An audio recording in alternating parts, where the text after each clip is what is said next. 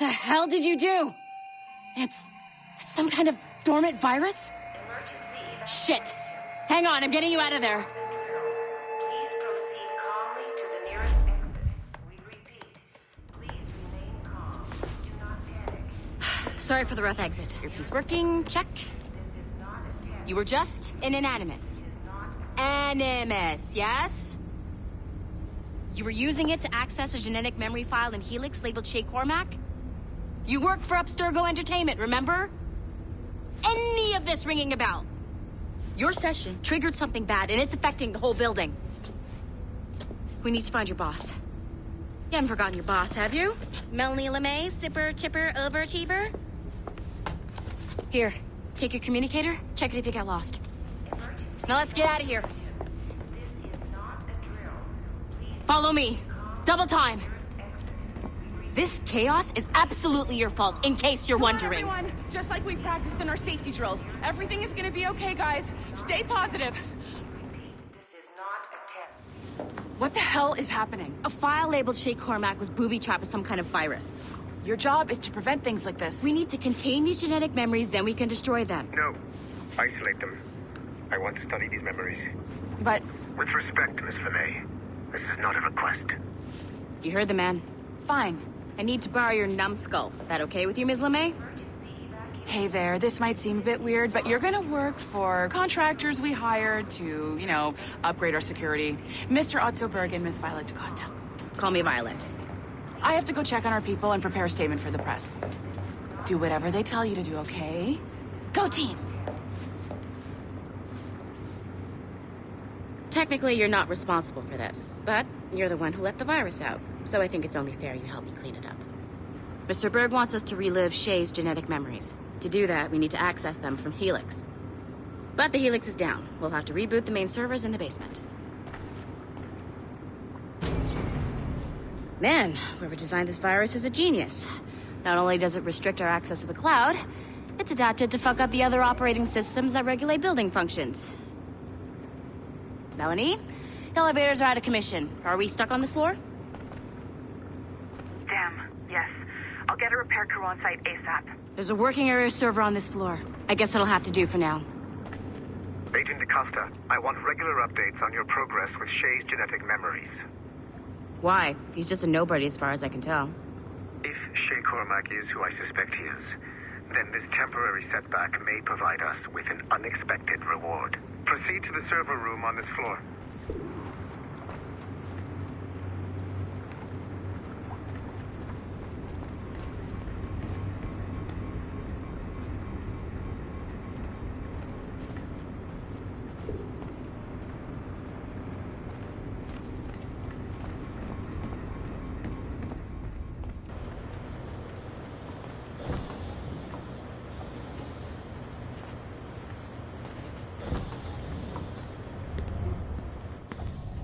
Dogs, do you see a flashing wireless signal? Great. That means you can still access systems. Go ahead and patch me into their feed. Once you restore the server, I'll connect your Animus workstation back to Helix. In theory, if you align the beams to segments of the core, it should solve the problem. But here's where it gets tricky. You have to move the circles in such a way that each segment is powered by a beam. The keyword here is each. One beam and one beam only per core segment, okay? Once everything is lit up properly, the system will reboot. Got it? Give it a shot.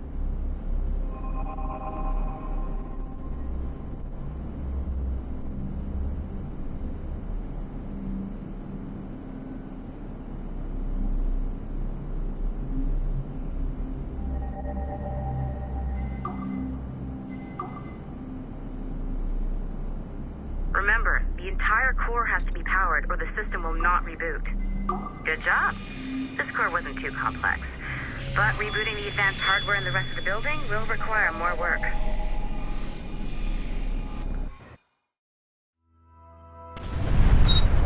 The assassins would have you believe that Al-Mualim was a great mentor who became corrupted with greed, and that he schemed with the Templars to acquire an apple of Eden. I see instead a shrewd and cunning leader, a man who used his best assassin, Altair ibn Lahad, to eliminate his conspirators in order to keep the apple for himself.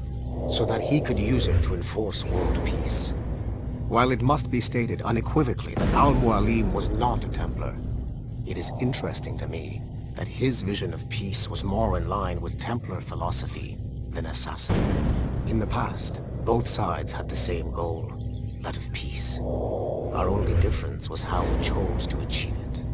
Had Al-Mualim not been killed by Altair and allowed to carry out his plan, perhaps we would not be fighting now.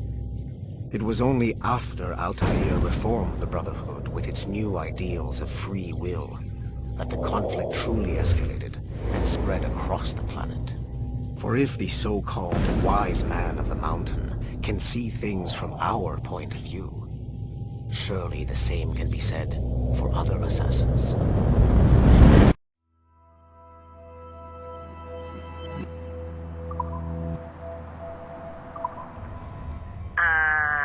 Okay, so I'm not sure you were supposed to see that. You should just get back to your Animus. With the servers back online, you could, in theory, restore your co-workers' workstations if you feel like being helpful. And you could, in theory, find some more digital goodies if you feel like being sneaky.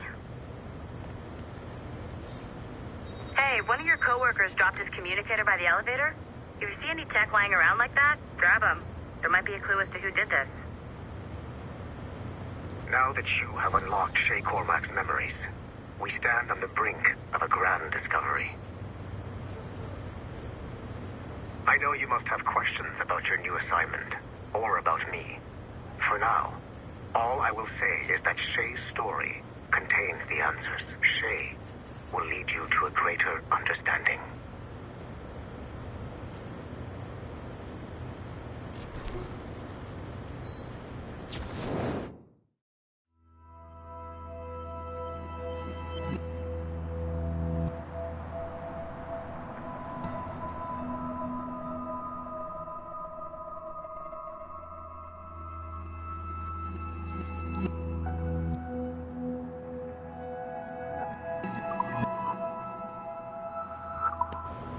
Nice find. If it was me, I'd snoop to see if there's any juicy stuff on it. But I might be a terrible person.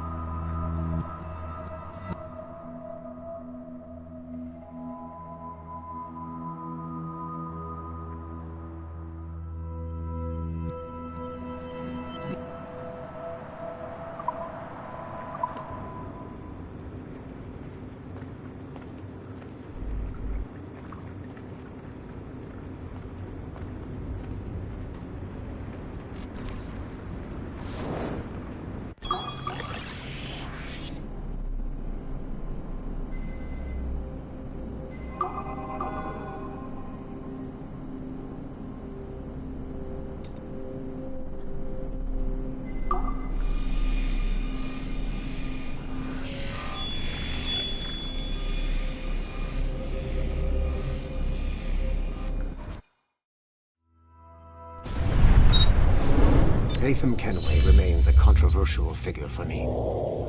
I have great respect for him. After all, he was the Grand Master of the Colonial Rite, charged with finding a precursor site. Haytham was cunning and ruthless, but he had a streak of emotional weakness that ultimately triggered his downfall. He lost his father when he was a child, and the British Grand Master Reginald Birch raised him to become a Templar Knight. Haytham eventually learned that his father, Edward, had been an assassin. That he chose to stay a Templar, rather than follow in his father's footsteps, indicates to me that he believed he was already on the right path. When Haytham discovered that Birch was the one who murdered his father, he and his sister killed him in revenge. I believe this was the beginning of his downfall. Templars kill for efficiency, not petty emotions. When he discovered that his son Connor was an assassin working against him in the colonies, the same emotional weakness stayed his blade. A pity Connor did not show him the same mercy.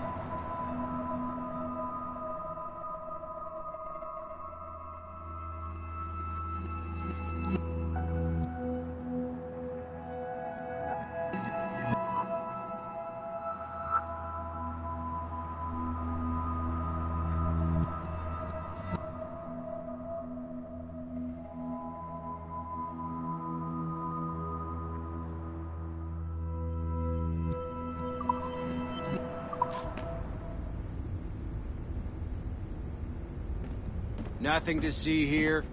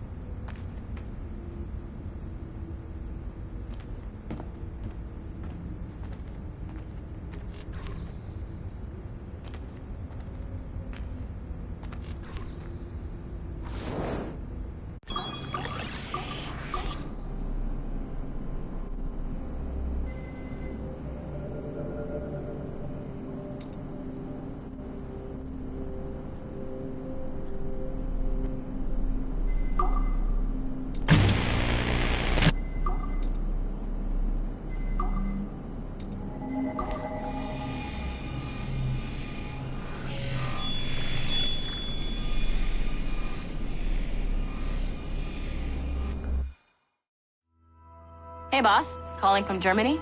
Yes, I am in Essen, searching for an artifact called the Ankh of Isis. Can you tell me anything about it? Give me a minute to fire up my machines here. Okay. Not much. There's an obscure file from the data dump scanner that mentions it. It was allegedly 14th century Germany, where an assassin named Lucas Zergberg fought a Templar offshoot called the Brothers of the Cross. How original. That's the file that led me to this bland shit pile. Is there anything else? Anything outside of Abstergo official records? Nobody's ever seen the thing. There's all kinds of stories about its history. From Roman Gallia, Egypt during the Middle Ages, and even a cell of modern-day assassins. Oh. And it apparently raises the dead. Is there any evidence to support this? None at all. You know what I think? I think this is bullshit the assassins are spreading around so that people like us waste our valuable time sniffing after it. Smells like a trap. Agreed. Keep an eye out for new information about the Ankh. While it may not lead to an artifact, we may be able to follow the data back to some assassins. You got it, boss. Where are you off to next? Cuba. I'm going to excavate the observatory.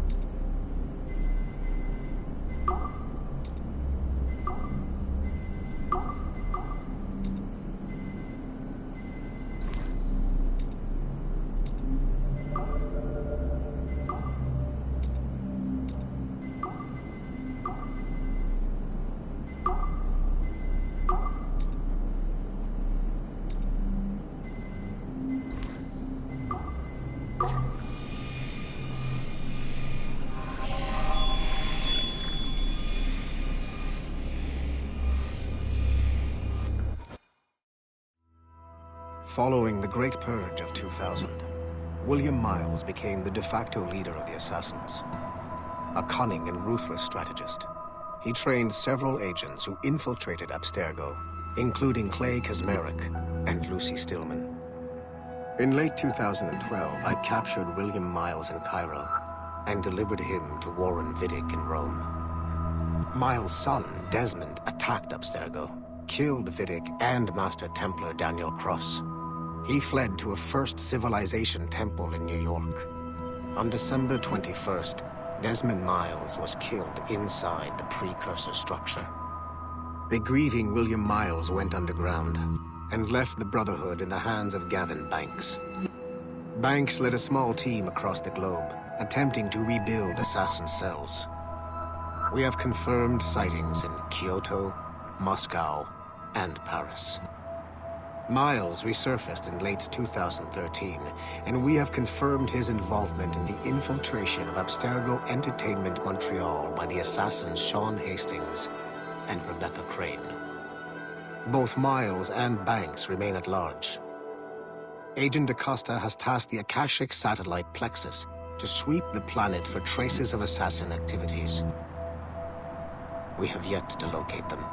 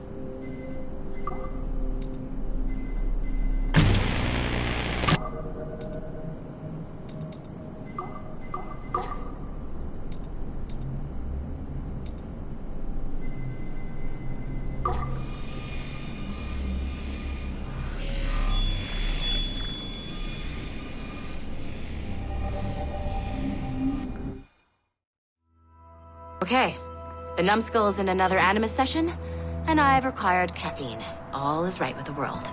Good. This isn't really your kind of mission, is it, boss? Every mission is important in its own way. Still, I bet you'd rather be out with the rest of the team, hunting Sean Hastings or something. Wouldn't you? Hell yeah. I want a front row seat for that show. Any word from Sorkin? He's scheduled to update me in 43 minutes. Good. Can I ask you something? Of course. What's it like, using an Animus? I went through the Animi training program. It felt like the drills we used to do in the UT Jaeger.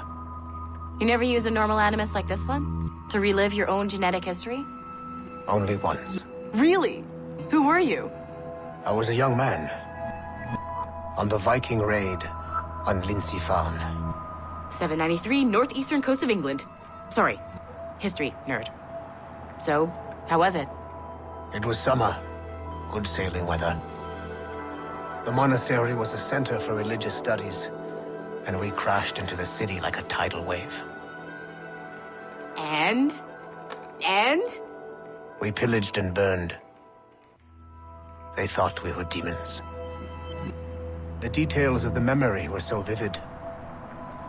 I lost myself in the bloodlust. I defeated a Saxon, a great warrior, but did not want to kill him. I invited him to join our clan. Ah, Norse adoption rituals. The chance to sail the world with the Vikings. Yes, a chance to see the world as it really is. What happened then? He wept. Then he cried out that God had abandoned his people and that nothing remained but chaos. I felt such pity for him. I killed him without a second thought.